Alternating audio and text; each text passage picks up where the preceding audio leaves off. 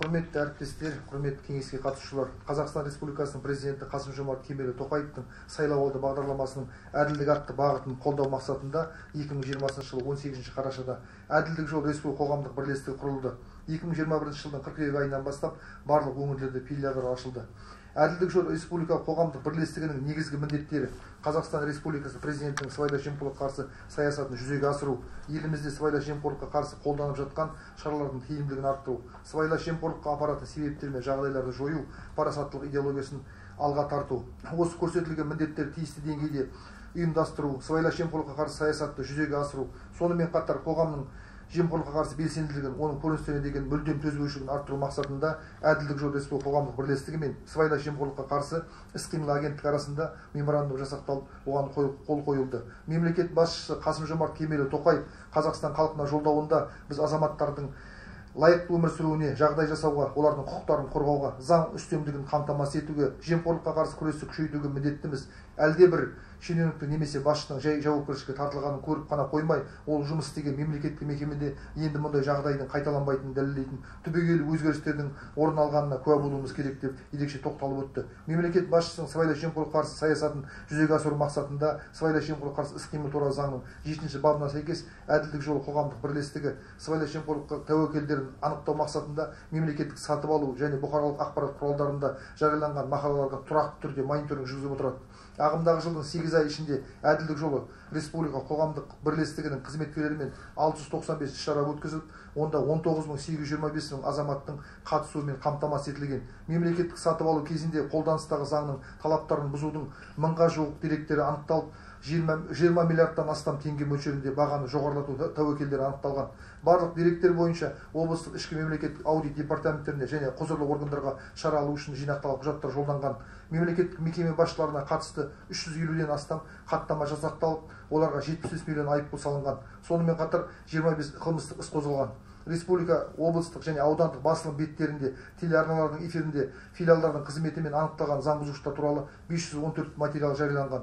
Егер де Әділдік жолы республика қоғамдық бірлестігінің Маңғыстау облысы филиалының жұмысына тоқталатын болсақ, ағымдағы жылдың 8 ай ішінде бірқатар заң бұзушылықтар анықталды. Оның ішінде мемлекеттік сатып алуға жүргізілген мониторинг барысында 70-тен астам сыбайлас жемқорлық тәуекелдері бар кемшіліктер анықталды. Сонымен қатар Қазақстан Республикасы сыбайлас жемқорлыққа іс-қимыл туралы заңның 13-ші бабының талаптарының бұзғаны, яғни мемлекеттік қызметкердің немесе оған теңестірген тұлғалардың кәсіпкерлікпен айналысуы 30-дан астам дерек анықталып, олар бойынша сыбайлас жемқорлыққа қарсы іс-қимыл агенттігінің Маңғыстау облысы бойынша департаментіне құжаттар жолданып, ол азаматтарға қатысты департамент қызметкерлерімен әкімшілік құқық бұзушылық кодекстің 154-ші және 680-ші баптарымен хаттама толтырып, қазіргі таңда сотпен 25 азамат кінәлі деп танылған.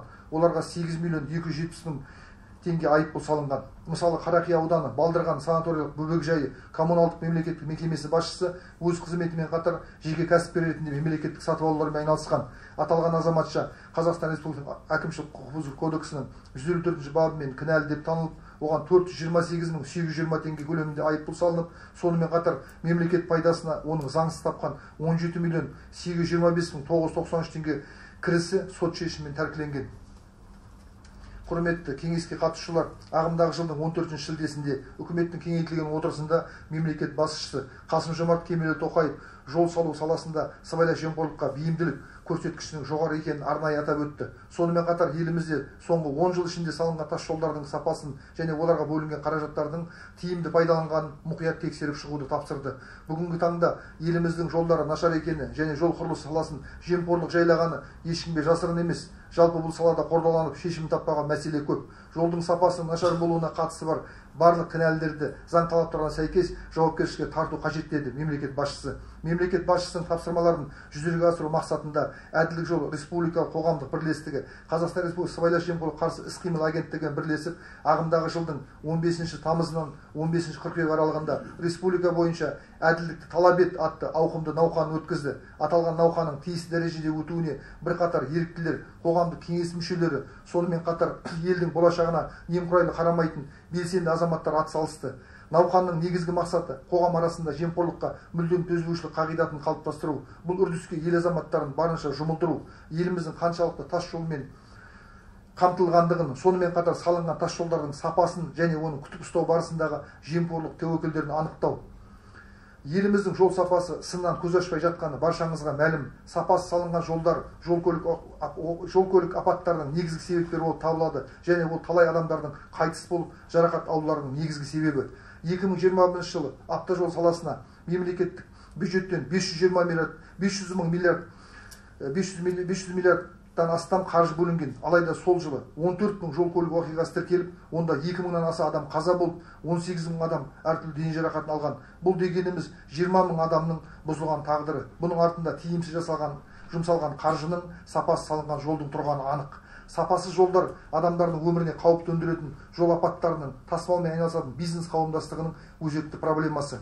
Науқанның жоғары дәрежеде өтуіне, оған халықтың белсенді қатысуына Маңғыстау облысы филиалымен бірқатар тиімді іс-шаралар өткізілді. Атап айтқанда, Қазпошта акционерлік қоғам арқылы 2000 дана акция туралы ақпараттық парақшалар таратылды. Бұқаралық ақпарат құралдары кеңінен пайдаланылды. Оның ішінде теледидар арқылы 4 рет, радио арқылы 2 рет халық ақпарат берілді. Газеттерге 5 мақала шықты. Одан басқа теледидардан және халық көп шоғырланатын темір жол вокзалы, Ақтау халықаралық әуежайы ғимараттарында және халыққа қызмет көрсету орталықтарының барлық филиалдарында науқан жайлы ақпараттық бейнероликтер үнемі көрсетіліп тұрды. Сонымен қатар ақпарат таратуға Instagram, Facebook, WhatsApp әлеуметтік желілері кеңінен пайдаланылды. Маңғыстау облысы филиал сарапшысы марапатталды.